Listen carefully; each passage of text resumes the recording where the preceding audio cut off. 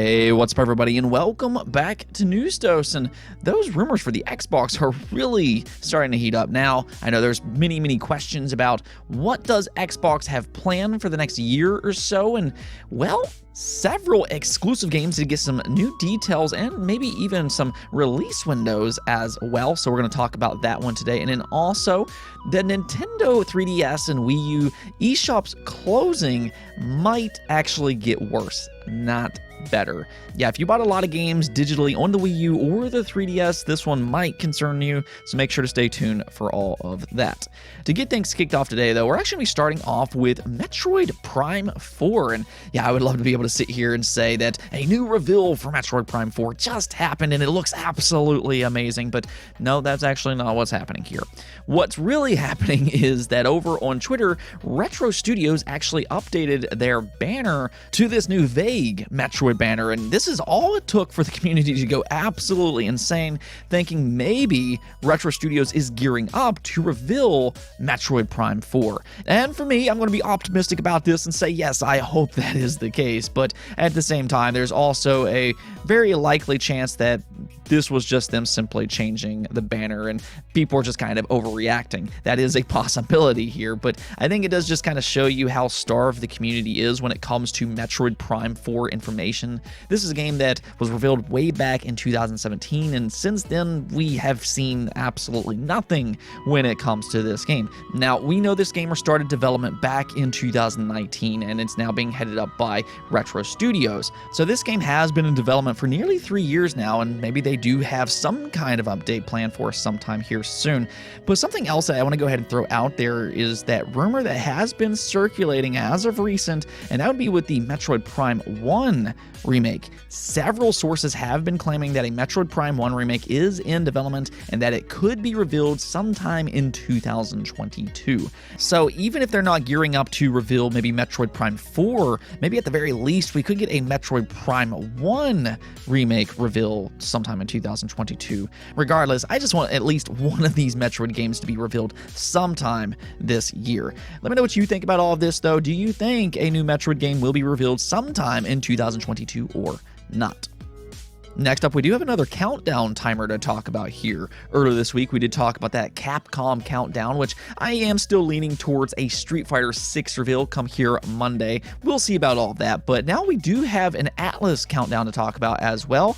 This one is counting down to February 21st, and it's actually related to, apparently, Soul Hackers. Soul Hackers is a Shin Megami Tensei game that released on the original PlayStation, then was later remade for the 3DS back in 2012, but since that point they never really did anything with Soul Hackers until at least what looks to be now. This is coming up on the 10-year anniversary for that 3DS remake, so maybe they're going back to take a look at this to see if they can maybe make a sequel or even yet another remake here for modern platforms such as the Nintendo Switch. We have seen JRPGs perform very well on the Switch as of recent, including Shin Megami Tensei 5. That has done very well on the Switch so far, so the timing for this is definitely merited, and that's kind of the thing because really the Shin Megami Tensei franchise has just grown so much since 2012. I mean, if you take a look at something like Persona 5, that is a game that exploded on the PlayStation 4, and that has attracted a lot more interest in the Shin Megami Tensei franchise just in general. So I think the timing is definitely good here, and if you are a fan of the Shin Megami Tensei games or Persona, you might want to keep an eye out for this countdown ending on February 21st. Next up, let's go and talk about Xbox, as I know there's a lot of questions about what does Xbox have planned for the next year or so, and well, Jez Corden from Windows Central over on the World of Gaming podcast revealed some of Xbox's plans for upcoming games, their roadmap, as you will. Now, keep in mind that none of this is confirmed as of this moment. You should probably just take this as a rumor for the time being, but at the same time, Jez Corden has earned a good reputation when it comes to leaking Xbox information. He clearly has some sources within the industry, so that's why we're going to be talking about the various games that he goes into today. Now, I am going to leave a link to the full podcast in the description below.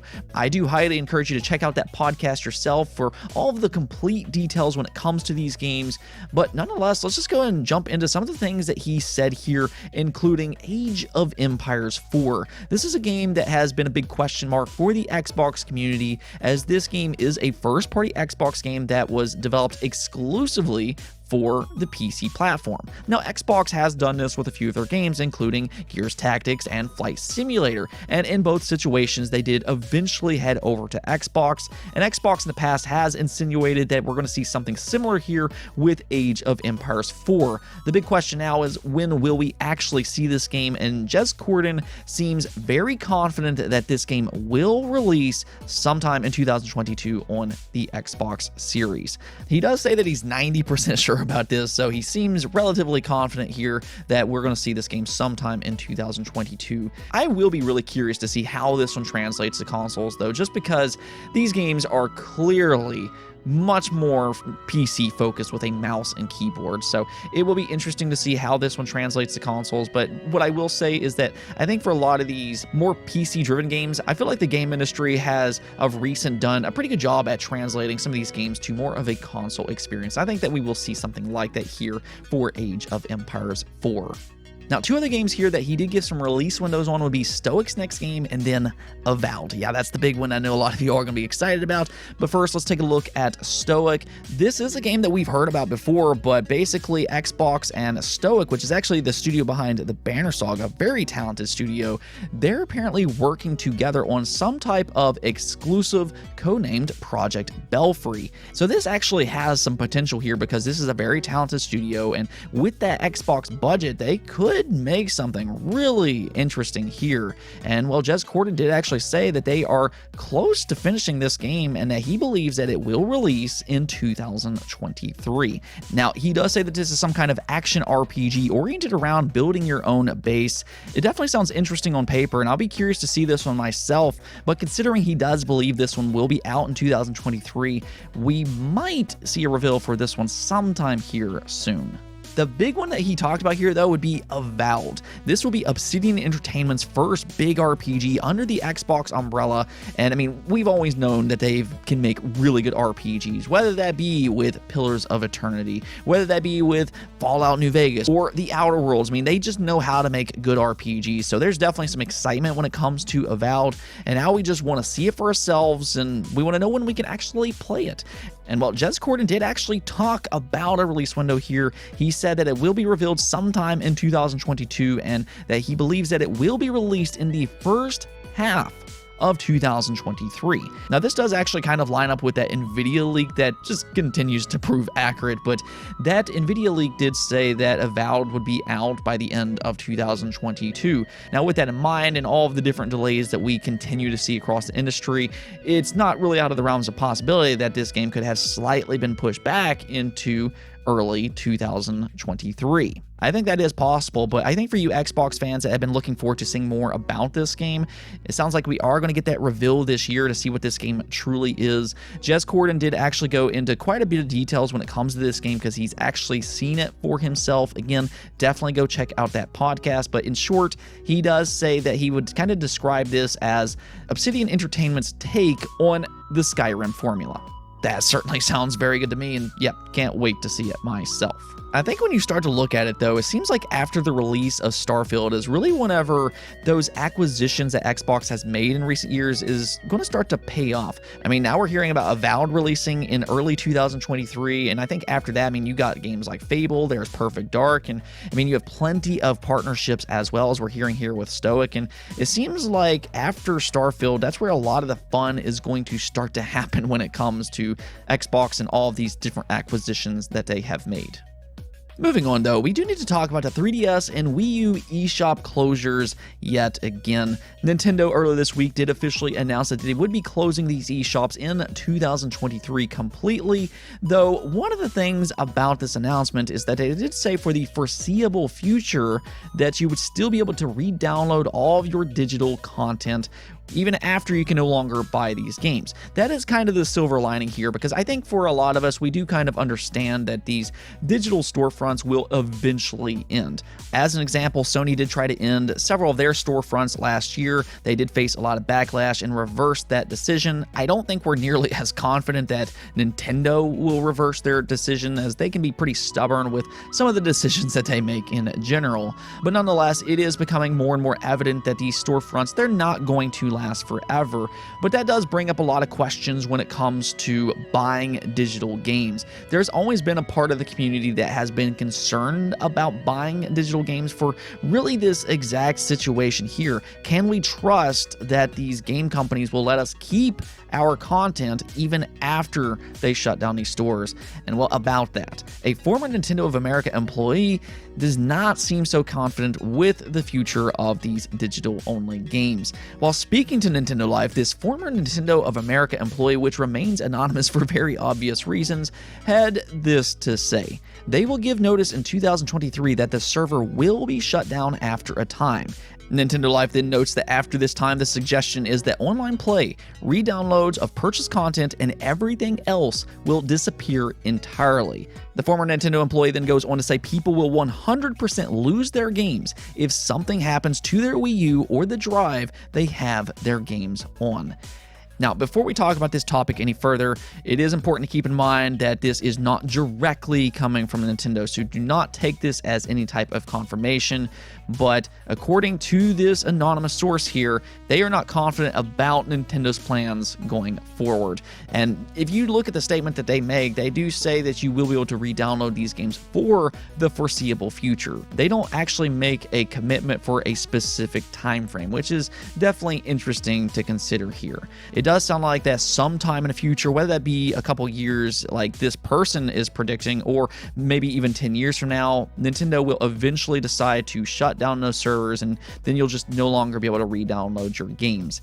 And this just kind of brings up that concern that fans have really had for years when it comes to digital content. Do you actually own your content, or do you just own the license?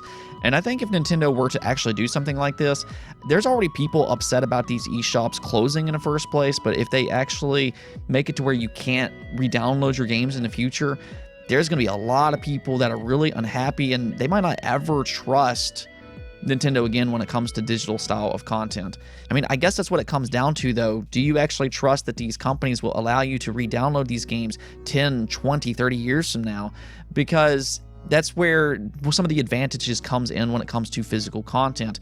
If you have a physical card where all the content is available in there, even if your console breaks, you can either get it fixed or go get another secondhand console, and then you could still play the game. Whereas when it comes to digital content, if something messes up, whether it be your hard drive or something becomes corrupt or your console breaks, there is a possibility that you'll just never be able to re-download that content again. It just kind of depends on that specific company. At the end of the day, though, I mean, this isn't coming directly from Nintendo themselves, so I mean, don't take this as any type of confirmation. But at the same time, I mean, I thought we could at least talk about it today, and I'd love to hear y'all's thoughts about this specific topic. Do you trust that you will be able to download these games sometime in the future or not? Let me know in the comments below. Let's go and take a look at the poll of the day, though, and with Ubisoft here recently not necessarily turning down the idea of somebody acquiring them, there's been a lot of talk about who could actually pick them up. And with a big publisher like Ubisoft, this actually could be an opportunity for some of these bigger corporations that might want to enter gaming and take it a little bit more serious. So I asked you all, if a big corporation such as Amazon acquired a big publisher like Ubisoft, would you be concerned? And well, you all definitely seem to be concerned about this one, with 70% of you saying yes, while 25% of you said no. Now, to be fair, I did see several of you also mention that you don't necessarily trust Ubisoft by themselves either, and this is kind of the same situation that I think Activision Blizzard found themselves in. A lot of fans didn't exactly like the direction that Activision Blizzard was taking either, so when Microsoft decided to pick them up, there has been some optimism within the community. I mean, there's also a lot of people that are worried about a monopoly and this, that, and the other, but at the same time, there's a lot of optimism as well about the future of Activision Blizzard. In the situation of Ubisoft, though, the question of who can actually pick them up, that's where things can be a little scary. See, the thing is that we know that companies like Microsoft and Sony, that they can do a good job with games, but when it comes to Amazon, Netflix, and Google, and Apple, and all these other big corporations, we really don't know what their intentions are just yet when it comes to hardcore gaming. Now, when it comes to Amazon specifically, we have seen them have some success here recently with games like Lost Ark and New World. Both of these games were very, very successful, but the question is if they were to pick up somebody like Ubisoft, what would their plans be? Would they continue to release their games on multiple platforms similar to Lost Ark and New World being available on Steam, or instead would they try to make Ubisoft games exclusive to Amazon Luna, their game streaming platform? If that were to happen, fans would be pretty upset. So I think that right now is the concern. The community doesn't really know if Amazon will do a good job or not, but they haven't really gained that trust from the community either, and that right there is the concern. Anyways, though, that's it for this episode, but if you liked the video, don't forget to bell notification and subscribe button for more content just like this. Also, if you'd like to support the channel through Patreon, thank you for making this content possible. Peace out.